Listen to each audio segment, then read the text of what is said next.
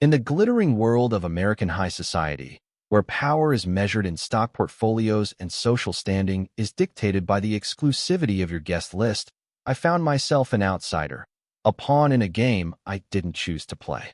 My name is Cara, though the last name still feels like a borrowed costume rather than my own identity. To them, I was never truly family. I was the scholarship girl who somehow slipped through the cracks of their gilded gates. They tolerated me because they had no choice. Victor loved me, but tolerance wasn't acceptance. My husband, Victor, was a man of privilege, yet he remained blissfully unaware of the intricate web of schemes that surrounded him. While others plotted and maneuvered for power, Victor floated through life with an easy charm, oblivious to the undercurrents swirling beneath the surface. He adored me, yes, but his love was often passive, uninvolved. "Don't make a scene, Hannah," he would say whenever tensions rose at family gatherings.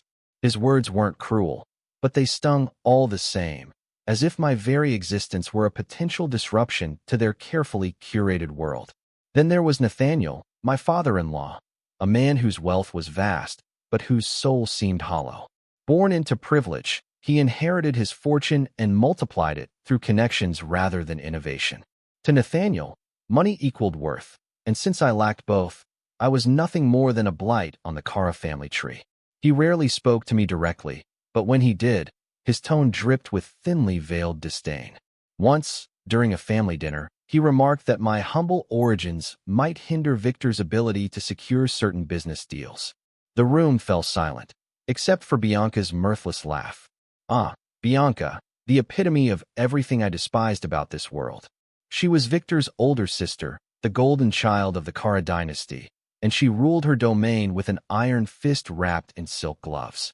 Her beauty was flawless, her wardrobe impeccable, and her cruelty calculated. To Bianca, I was less than invisible. I was a target. She saw me as an interloper, a charity case who had somehow tricked her brother into marriage. Every glance, every word from her lips carried the weight of judgment, reminding me daily that I didn't belong.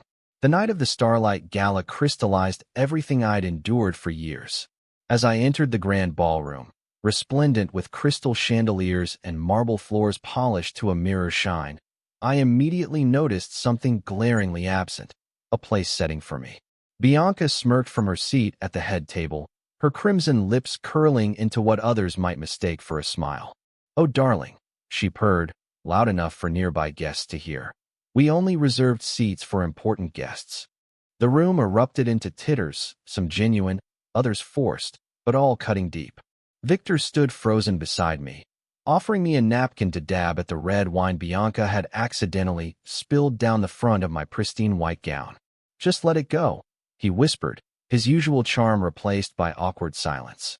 Let it go? How could I let it go when every pair of eyes seemed to strip away another layer of dignity? But here's the thing about being underestimated. It gives you power. Power to watch, to listen, to plan. As I excused myself to freshen up, retreating to the nearest restroom, I caught the reflection of someone else in the mirror. Someone calm, calculating, and suddenly very dangerous. It wasn't just about the dress or the public humiliation. It was about years of subtle slights, dismissive comments, and the constant reminder that I would always be less than in their eyes. That moment crystallized something inside me. This wasn't just personal anymore. It was strategic. If they wanted to treat me like an outsider, then fine. I'd show them what an outsider could do. As I dabbed at the stain with cool water, I replayed the scene in my mind. Nathaniel's smirk, barely concealed behind his glass of scotch. Victor's helpless shrug, as if this were just another trivial inconvenience. And Bianca, the architect of this little performance, relishing every second of my discomfort. They thought they had won, that they'd put me back in my place. But what they didn't realize was that sometimes losing a battle means setting up the perfect trap for the war ahead. Because while they saw me as insignificant, I saw everything. Their secrets, their vulnerabilities, their fragile alliances held together by greed and fear. And I decided right then that I wouldn't just survive their cruelty. I'd dismantle it piece by piece until there was nothing left. So, yes, the night ended with me walking back into the ballroom wearing a ruined dress and a carefully constructed smile. But beneath the surface, a storm was brewing. A storm named Hannah. The rehearsal dinner was supposed to be a celebration, but for me, it felt like walking into a lion's den. As I entered the grand hall, my eyes scanned the room for my seat. That's when I saw it, or rather, didn't see it. My name card wasn't at the main table where Bianca and Nathaniel held court. Instead, it was tucked away at the farthest corner of the room, next to two elderly guests who seemed more interested in discussing their arthritis than engaging with anyone else. Before I could process this deliberate insult, Nathaniel stood up, his voice booming across the room. "Hannah, dear," he said, his tone dripping with false politeness. "Would you mind moving? We need to accommodate Mr. Grayson. He's key to finalizing the Hartley merger." The entire room turned to look at me, their expressions ranging from amusement to pity. I froze, feeling the weight of their judgment pressing down on me. Victor, ever oblivious, gave me an encouraging smile, as if this were just a minor inconvenience. But it wasn't. It was calculated humiliation, executed with surgical precision. I forced a polite nod and rose, clutching my clutch tightly to hide my trembling hands. As I walked to the distant table, I caught Bianca's smirk. She leaned over to Alexander, whispering something that made him chuckle. The sound echoed in my ears, sharp and cutting. Sitting among strangers who barely acknowledged my presence, I realized how meticulously Bianca had orchestrated this moment. Every detail, the seating arrangement, Nathaniel's public dismissal, the room's collective laughter, was designed to remind me of my place. An outsider tolerated but never accepted. But here's the thing about being underestimated. It gives you power. While they laughed and sipped their champagne, I observed. I noticed Nathaniel's anxious glances toward Damien, the tension between investors, and Bianca's smug confidence. And in that quiet corner, away from the spotlight, I began to weave my plan. This wasn't just about revenge anymore. It was about dismantling the empire that thrived on cruelty and arrogance. It wasn't just Bianca's cruelty or Nathaniel's arrogance that fueled my resolve. It was the fragile web holding their empire together.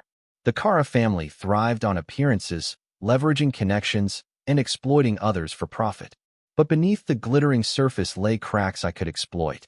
Patience became my greatest ally, and observation my sharpest weapon. Every conversation overheard, every strained smile exchanged at charity galas, every whispered deal behind closed doors, they all painted a picture of vulnerability masked by power. Then came the moment I stumbled upon something far more explosive than I'd anticipated. It happened during one of Alexander Hartley's rare visits to the Cara estate, a man so disinterested in his fiancée that he barely glanced at her unless prompted. While retrieving a misplaced document from Victor's study, I noticed Alexander's phone vibrating silently on the desk. A single notification lit up the screen, innocuous at first glance. "Hey love, see you tonight?" Same place. My blood ran cold as I realized what this meant. Alexander, the golden boy of high society, was having an affair with another man. I froze, torn between disgust and calculation. This secret wasn't just scandalous, it was catastrophic. In the world of elite marriages built on business mergers, such a revelation would shatter reputations. Yet, I knew better than to act impulsively. Revenge is like fine wine, it improves with time. Instead, I memorized the details, ensuring they were locked away in my mind until the perfect moment arrived. This discovery became the cornerstone of my plan. The Cara family's wealth relied entirely on alliances, marriages, partnerships, and carefully curated social circles. If Bianca's engagement collapsed, so too would their financial empire. And Alexander's secret? That would be my trump card. For now, I kept it close, a silent promise to myself that justice would come, not when emotions ran high, but when the timing was impeccable. Each day, I observed Bianca's smug confidence, Nathaniel's blind faith in their dynasty, and Victor's obliviousness. They thought they controlled everything. But control, I realized, was merely an illusion, and illusions are easily shattered. The marriage between Bianca Cara and Alexander Hartley was never about love. It was a meticulously orchestrated merger, a union of two dynasties designed to consolidate wealth and power. To the outside world, it was the epitome of high society elegance, a princess marrying her prince in a ceremony that would rival royal weddings. But behind closed doors, the truth was far uglier. Hannah had discovered this when she overheard Alexander venting on the phone during one of their rare family gatherings. "I can't stand her," he'd muttered bitterly, unaware of her presence.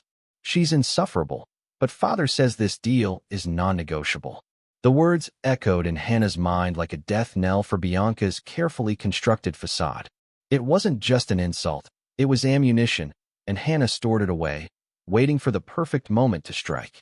As the wedding approached, tensions within the Cara family reached a boiling point. Damian Lambert, once a loyal business partner, had grown weary of Nathaniel's arrogance and manipulation. For years, he'd tolerated their toxic behavior, but now, with Zoe's encouragement, he decided it was time to sever ties entirely. Hannah saw her opportunity and seized it. Late one night, after Victor had fallen asleep, she slipped out of bed and called Damian. Her voice was calm, measured, as if discussing the weather. "What if you moved your timeline up?" she suggested. "Announce the liquidation during the rehearsal dinner. Let them feel the full weight of their choices." There was a long pause on the other end of the line before Damian chuckled, a cold, humorless sound. "You've always been sharper than they give you credit for, Hannah." The rehearsal dinner unfolded like a Shakespearean tragedy. Guests mingled under crystal chandeliers, oblivious to the storm brewing beneath the surface. Nathaniel stood at the head table, delivering a speech about unity and prosperity while his phone buzzed incessantly in his pocket. When he finally glanced at the screen, his face drained of color. "This can't be happening," he whispered hoarsely, stumbling back into his chair. The news spread like wildfire. Damian Lambert had withdrawn all shares from Cara Industries, triggering a cascade of financial collapse. The stock plummeted 43% in after-hours trading. Panic rippled through the room as guests frantically checked their phones, abandoning champagne flutes and hors d'oeuvres. Alexander, realizing the implications for his own family's fortune, turned his back on Bianca without so much as a goodbye. The engagement was off, but the nightmare didn't end there. As the dust settled, another bombshell exploded. Nathaniel had been embezzling funds for years to maintain the illusion of wealth. Investigators descended upon the Cara estate, seizing assets and freezing accounts. The family's private jet was repossessed mid-flight, forcing them to return to New York in economy class. Overnight, the Caras went from untouchable elites to social pariahs. Bianca, once the queen bee of every gala, found herself abandoned by her so-called friends. Invitations stopped arriving. Her social media feeds turned into ghost towns. Desperate, she accepted a distant cousin's offer to stay in a guest house in Connecticut until she could get back on her feet. One fateful night, months later, Hannah received a frantic call. Bianca's voice trembled with fear. "I'm in trouble," she admitted, barely coherent. Hannah arrived to find Bianca huddled in a dark alley, her designer dress torn and her mascara-streaked face pale with terror. A group of strangers loomed nearby, their intentions unmistakably malicious. Without hesitation, Hannah intervened, using her sharp wit and commanding presence to defuse the situation. She escorted Bianca to safety, but not before making her promise something. "You will tell your father everything.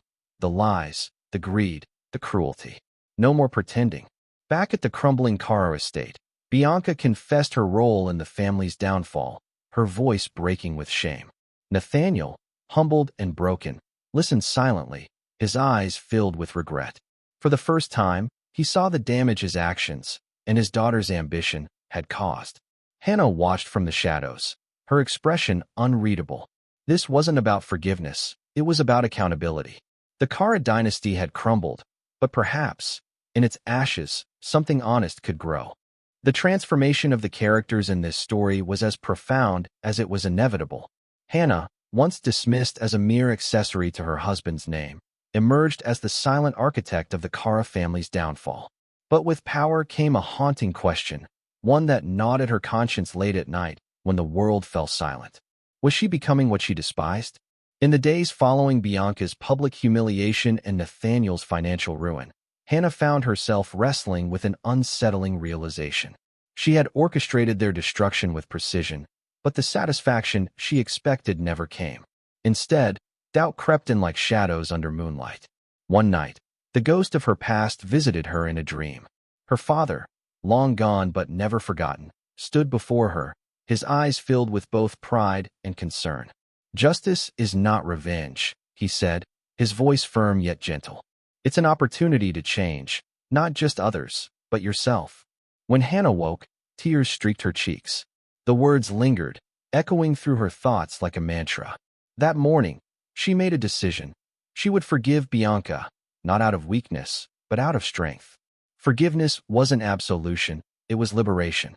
And so, when Bianca called weeks later, desperate and broken after being attacked in a dark alley, Hannah answered. She saved her sister-in-law, but on one condition. Bianca must confess every cruel act, every manipulation, to her father and brother. It was a reckoning long overdue. Victor, too, underwent his own metamorphosis. For years, he had seen Hannah as his devoted wife, a quiet presence who complemented his life without demanding much. But now, he began to see her differently. Late one evening, while searching for a misplaced document, Victor stumbled upon Hannah's journal. Page after page detailed her meticulous plan, the alliances forged, the secrets uncovered, the calculated steps taken to dismantle the Cara Empire. At first, betrayal burned hot in his chest. How could she keep something so monumental from him? Yet as he read further, understanding dawned. This wasn't about exclusion, it was about protection. Every move she made had been designed to shield them from the toxic web woven by his family. When Hannah returned home, Victor confronted her, not with anger, but with curiosity. Their conversation stretched into the early hours, unraveling layers of pain, fear, and love. By the end, Victor felt not resentment, but admiration. He vowed to stand beside her, no matter where her path led. Nathaniel's fall from grace was perhaps the most poignant. Stripped of wealth and status, he faced a loneliness deeper than any bankruptcy court could impose. Friends vanished overnight, leaving behind hollow echoes of laughter shared at lavish parties. Business associates who once fawned over him now avoided his calls. In this void, Nathaniel discovered humility. During a rare visit to Hannah and Victor's modest Brooklyn brownstone, he confessed something shocking. He had opposed Victor's marriage to Hannah, fearing she would exploit their family fortune. "But I was wrong," he admitted, his voice heavy with regret. "You were the only one who truly saw us for who we are." His admission broke something inside Hannah, not out of triumph, but out of sorrow. She realized that beneath Nathaniel's arrogance lay a man capable of growth, however painful. Meanwhile, Zoe Lambert stepped into her new role as CEO of Lambert Enterprises with determination and grace. Yet her journey wasn't without challenges. At a critical board meeting, an older member openly mocked her lack of experience, suggesting she rely on seasoned advisors instead of trusting her instincts. Zoe didn't flinch. With calm authority, she delivered a presentation so compelling that even her harshest critics sat in stunned silence. Her strategy blended innovation with ethics, proving that leadership wasn't about domination, it was about vision. Damien watched from the sidelines, pride swelling in his chest. His daughter wasn't just carrying the torch, she was lighting new paths. As these transformations unfolded, each character grappled with their past mistakes and newfound truths. Hannah learned that justice required compassion, Victor embraced vulnerability, Nathaniel discovered humility, and Zoe redefined power. Together, they moved forward, not as perfect beings, but as humans striving for better tomorrows. Horizon Partners was born from the ashes of destruction, a testament to resilience and reinvention. Hannah and Victor poured their hearts into building a company that stood for everything the Cara Empire had lacked: transparency, ethics, and sustainability. Their partnership with Lambert Enterprises wasn't just strategic, it was symbolic. Together, they envisioned a future where business wasn't about exploitation but empowerment. Yet, as with any venture challenging the status quo, threats loomed in unexpected places. One crisp autumn morning, Hannah received an anonymous tip. A former associate of Nathaniel's, now disgraced but desperate, was attempting to sabotage Horizon Partners from within.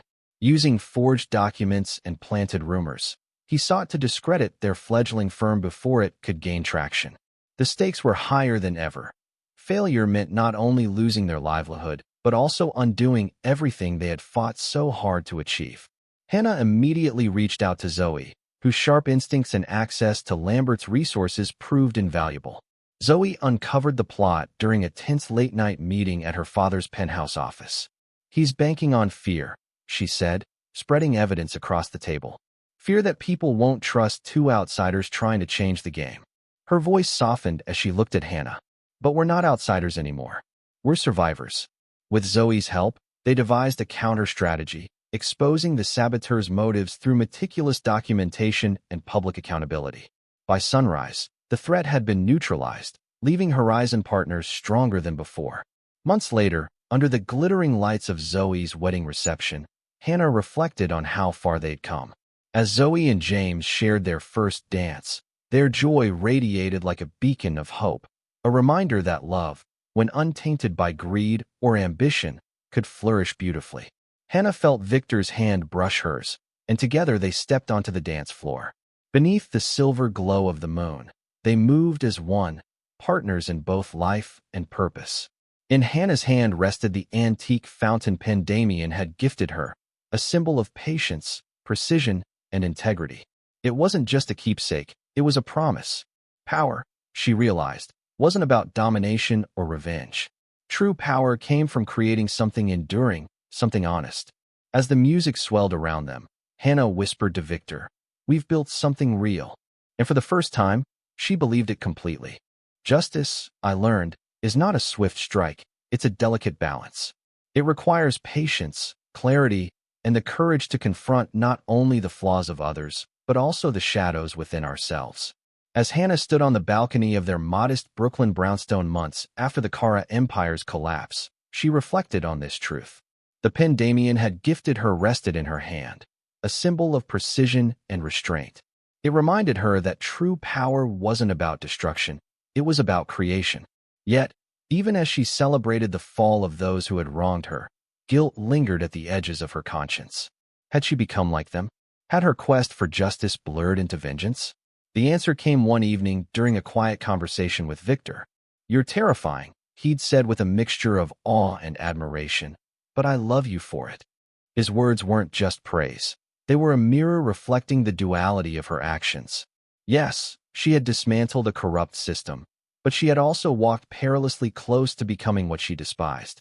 That realization forced her to ask herself, what kind of future did she want to build? One rooted in bitterness or one founded on integrity? This lesson echoed through every character's journey. Nathaniel, once arrogant and unyielding, discovered humility in loss. Bianca, humbled by poverty, began to understand the emptiness of ambition without empathy. Zoe, now Lambert Enterprises CEO, wielded her authority with kindness rather than cruelty, proving that leadership could be both powerful and compassionate. And Hannah? She chose to rise above the darkness that had tempted her, channeling her pain into something meaningful.